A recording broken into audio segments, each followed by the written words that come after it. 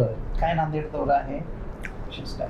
गेल्या आठवडाभरापासून मी महाराष्ट्राच्या दौऱ्यावर आहे आणि राज्याचा हा सगळा दौरा करत असताना विदर्भातले काही जिल्हे, पश्चिम महाराष्ट्र, सांगली, कोल्हापूर, सातारा, पुणे, त्यानंतर काल सोलापूर, लातूर आणि आज नांदेडच्या दौऱ्यावर मी आहे. उद्या हिंगोलीच्या दौऱ्यावर आहे. महाराष्ट्रातल्या शेतकऱ्यांसाठी सरकारनं जी काही अहिल्यादेवी होळकर कर्जमुक्ती योजना आणली, या योजनेमध्ये मोठ्या प्रमाणामध्ये त्रुटी आहेत आणि या योजनेमुळं 56 लाख शेतकऱ्यांचं सिबिल खराब होणार आहे. सरकारने असं म्हटलं की मुद्दल सरकार देणार आणि व्याज मात्र बँकांनी राईट ऑफ करायचं, सोडून द्यायचं, अशा पद्धतीचे निर्देश सरकारने दिलेले आहेत. पण बँका मात्र वरचे पैसे भरण्यासाठी शेतकऱ्यांकडे तगादा लावत आहे. आमचं एकच म्हणणं आहे की तुम्ही म्हटलं होतं की 2 लाखापर्यंत आम्ही सरसकट कर्जमाफी देऊ, तर जो दिलेला शब्द तुम्ही पाळला पाहिजे. आता वरचं व्याज बँका राईट ऑफ करणार म्हणजे सोडून देणार, म्हणजे त्या शेतकऱ्याच्या खात्यामध्ये समझोता हा शब्द येणार आणि त्याचं सिबिल खराब होणार. म्हणजे त्या शेतकऱ्याला एज्युकेशन लोन घेता येणार नाही, त्याला व्यापारी लोन घेता येणार नाही, पीक कर्जाशिवाय त्या शेतकऱ्याला कोणत्याही प्रकारचं लोन घेता येणार नाही. मग तुम्हाला कर्जमाफी करायची होती का शेतकऱ्यांचं सिबिल खराब करून शेतकऱ्यांचं मार्केटमधलं क्रेडिट संपून टाकायचं होतं, शेतकऱ्यांची पत संपून टाकायची होती? छुपा अजेंडा सरकारने याच्या पाठीमागे केलेला आहे. 16 लाख कोटींचं केंद्र सरकारने उद्योगपतींचं कर्ज माफ केलं, तेव्हा हा निकष का नाही लावला? आत्ता शेतकऱ्यांसाठी हा निकष का लावला? आणि शेतकऱ्यांना पैसे द्यायचे असले तर तुम्ही तिजोरीत पैसा नाही असं म्हणता, तिजोरीत खणखणाट आहे असं म्हणता. मग तिजोरीत खणखणाट आहे तर पुढचे 4 वर्ष 3 वर्ष एकाही आमदारांनी पगार घेऊ नये, त्यांनी सरकारी कुठलाही खर्च त्याच्यावर आमदारांवर करू नका, मंत्र्यांवर करू नका. कशाला खर्च करता?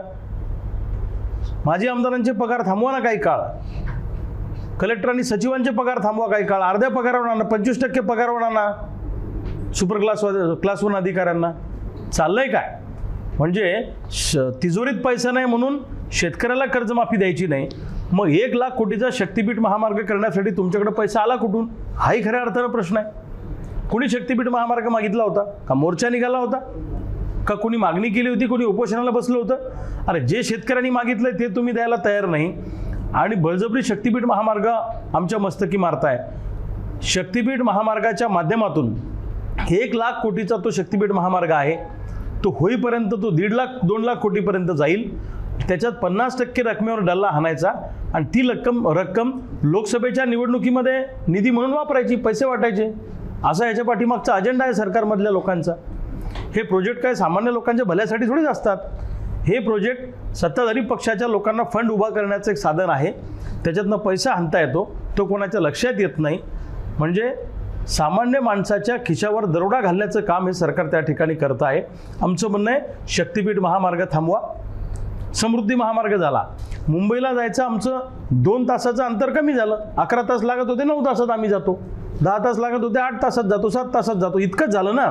शेतकऱ्यांचं एक्सपोर्ट किती वाढलं, शेतकऱ्यांच्या जमिनी गेल्या, शेतकऱ्यांचा शेतमाल किती निर्यात होतो. कोणत्या बंदरावर आमचा शेतमाल चालला? अजिबात नाही. एका बाजूला सोयाबीनमध्ये लुटायचं, कापसात लुटायचं, बोगस बियाणं मार्केटमध्ये आणायचं. तुमच्या नांदेड जिल्ह्यामध्ये आणि हिंगोली जिल्ह्यामध्ये मोठ्या प्रमाणामध्ये आंध्र प्रदेश आणि तामिळनाडूतून बोगस कंपन्या काम करत आहेत. बोगस सीड्स कंपन्या या भागामध्ये मोठ्या प्रमाणात आहेत बाँड्री असल्यामुळे. आणि PGR नावाचा जो ॲटम आहे, प्लॅन्ट ग्रोथ रेग्युलेटर, म्हणजे पिकाच्या वाढीसाठी जे जैविक टॉनिक असतं त्यात पाणी विकलं जातं. हिंगोली जिल्ह्यात 750 कंपन्या आहेत, तुमच्या जिल्ह्यात सुद्धा 700-800 कंपन्या आहेत. या बोगस कंपन्या कुणाच्या आशीर्वादानं चालत आहेत?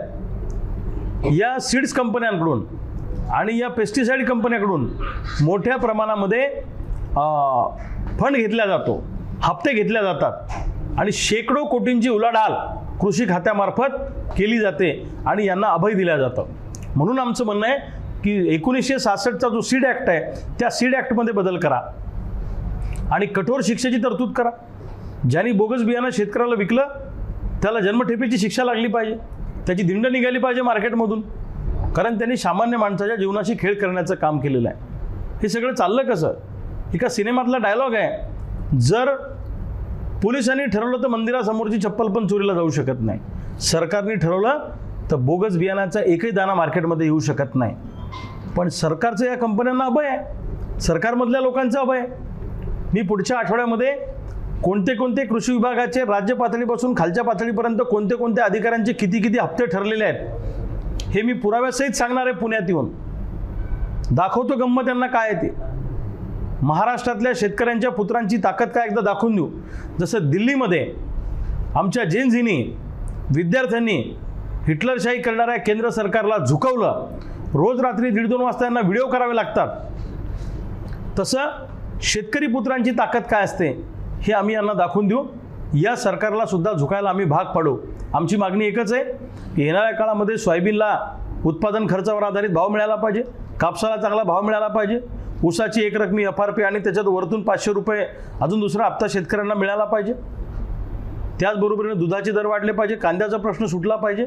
या सगळ्या विविध पिकांच्या शेतकऱ्यांसाठी एक व्यापक जनआंदोलन या महाराष्ट्रामध्ये कसं उभं राहील या दृष्टीनं आमचा सगळा हा दौरा सुरू आहे. आम्ही वेगवेगळ्या शेतकरी नेत्यांशी बोलतोय, चळवळीतल्या कार्यकर्त्यांशी बोलतोय, तरुणांशी बोलतोय. निश्चितपणे प्रचंड राग शेतकऱ्यांच्या मनामध्ये आहे.